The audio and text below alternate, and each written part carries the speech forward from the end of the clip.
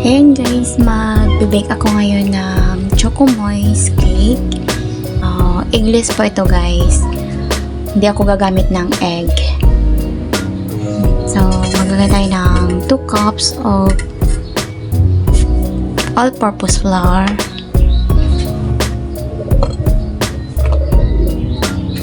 Tapos, 3/4 cup ng cocoa powder.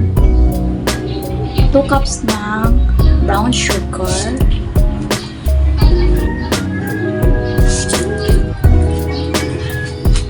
1 1/2 baking powder. And 1 1/2 baking soda.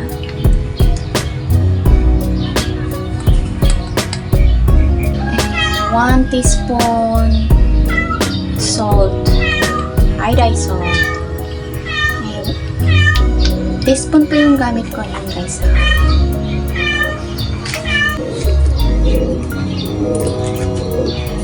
And mix lang muna natin to guys. Mix ko lang muna to bago ako maglagay ng wet ingredients.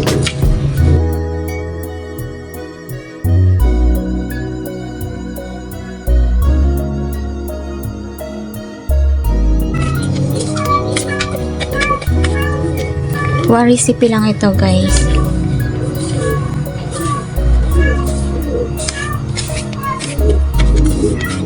Hindi ko na sineft kasi mamaya isi-sifted natin to after makombine lahat bago ilagay sa pan.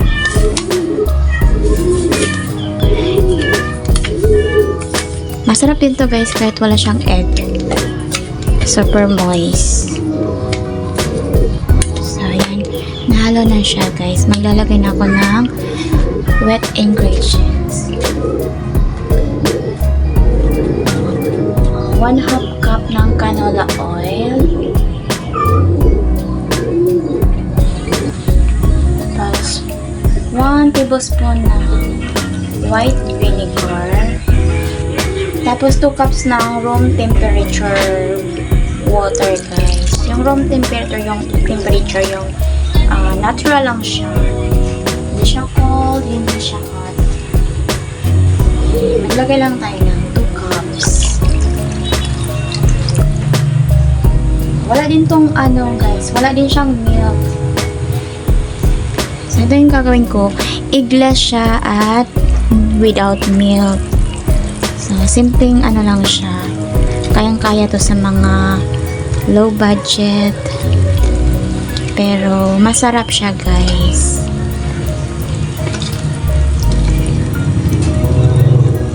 Mas gusto ko pa ngayong ganito na na Choco Moist. Pag ganito na cake guys, pang lang to yung mababa lang siya. Pero pag yung malaki yung cake na gagawin mo, hindi ito siya pwede. Pang lang to siya guys. Baga yung sa mga mababa lang, maliliit lang siya. Pang 1 tier. Yan. Pero pag yung marami na siyang ipapatong na cake, hindi siya pwede. Ito pang lang to, pwede din siya pang cupcake. Yan. Pero pag yung mga cake ko na matataas guys, naglalagay ako ng egg tsaka milk. Kasi yung egg kasi tsaka milk, binder yun siya guys para hindi siya hindi siya mabiyak or hindi siya mahati. Kasi yun ang nagko-combine ng yung nag-hold sa sa cake. Pag walang egg tsaka milk na siya, nahahati siya guys. Pero ito kasing gagawin ko, lang siya, mababa lang siya. Ng 1 tier, hindi na ako magpapato.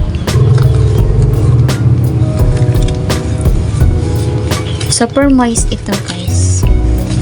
Super moist tapos yummy.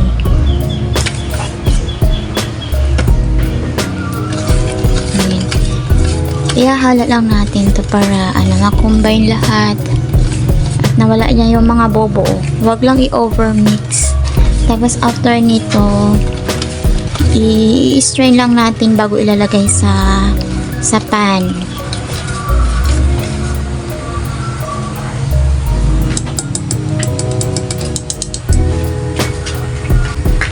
Ayan, gagamit lang ako ng spatula para na ano yung sa ilalim kasi may mga ayan o, may mga buo pa yan dyan sa gilid na nakadikit na hindi nakukuha sa wire whisk. Diba? Mandali lang to guys. Hindi na kailangan ng electric mixer. Basta may oven ka. Ayan, makagawa ka na ng masarap na cake. Gaya nito guys.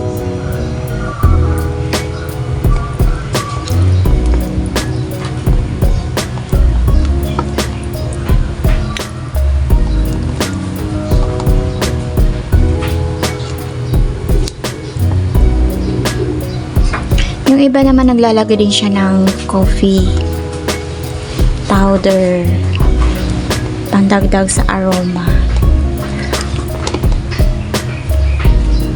Pero dapat gamitin mo na ano guys, gamitin nyo na cocoa powder, yung class A, yung pang baking talaga na cocoa powder. Kasi pag yung nasa palengke na ano, dry siya. Pag ano, yung cake kasi nakadepende yun sa ginamit mo ingredients. Pag yung cocoa powder mo yung ano, yung ordinary lang siya. Ang labas naman dun, ang texture naman ng cake mo magaspang dahil yun sa cocoa powder. Ang ginamit kong cocoa powder, GBL 15.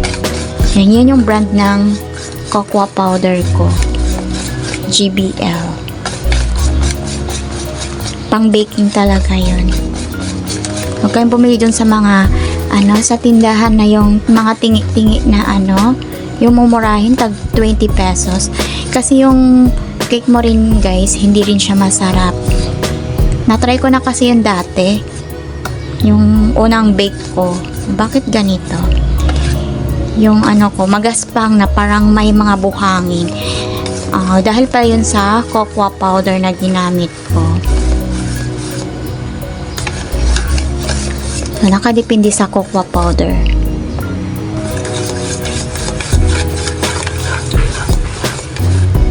So, I think okay na to siya guys. I-strain na natin to. Lalagay natin sa cake pan. Maliit lang tong gagawin ko guys. Na cake. Okay? So, i-strain lang natin to. Okay na tong texture. Kita mo wala na siyang mga buo-buo. So, okay na siya. Wag lang i-overmix.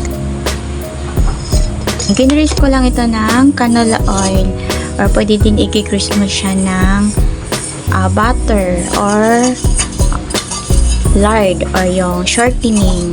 Yes, pwede siya guys. So, itong ano, lagyan ko ng canola oil. Hindi na ako maglalagay ng parchment paper. Ganyan na siya. Isang ganito lang naman yung gagawin ko guys.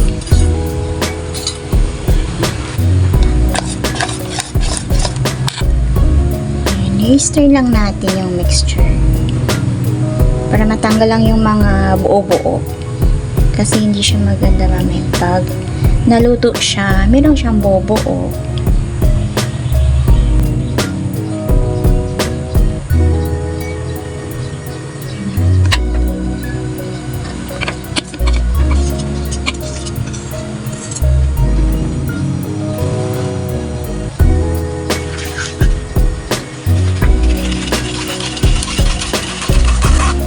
Diba? May mga ano siya. Mga buo-buo siya. Ayun o. May, I think sugar siya. Dahil sa brown sugar. Yan. So, okay na ito guys. Oh. Yan, i-bake na natin yan. For about 1 hour.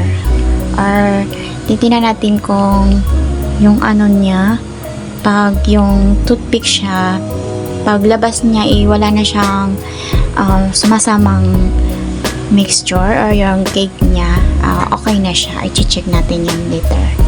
Okay, so let's go.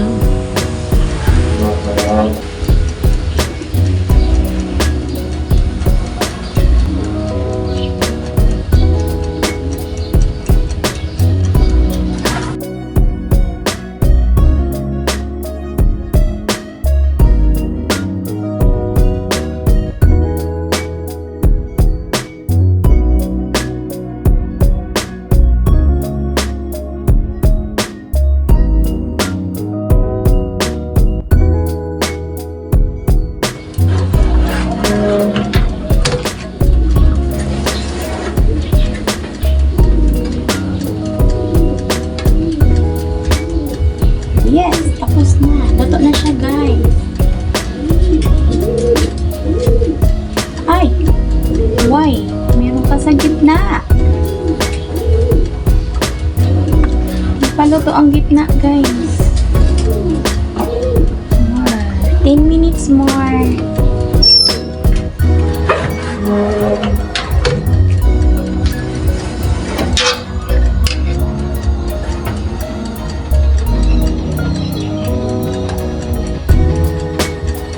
Yan, luto na siya, guys. Kanina, di ba? Meron siyang ano. Ngayon wala na. So, ayan. Luto na to siya, guys. Tanggalin na natin. Hey na, guys. Luto na siya. O, diba? Mainit pa yan, guys. Ipa-cool down lang natin. Tapos, tsaka ibabalik na. Tsaka tatanggalin yan sa pan. Kasi, pag bagong luto siya, guys, fragile po kasi siya, guys. So, hindi pwedeng tatanggalin agad yung cake sa pan. Ayan na yung naluto natin na choco moist cake, guys. So, ayan o. Super moist po siya, guys. Completely cool na po siya. So, i-remove na natin sa pan niya.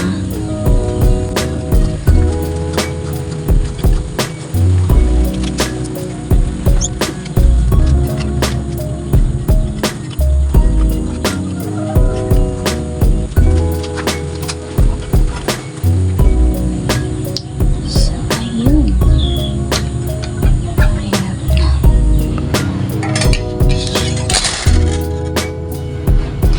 Ang tanong,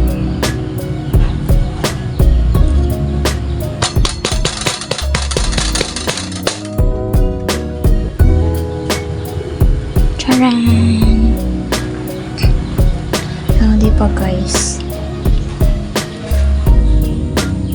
Yan, look nyo, guys. Super moist talaga siya, guys.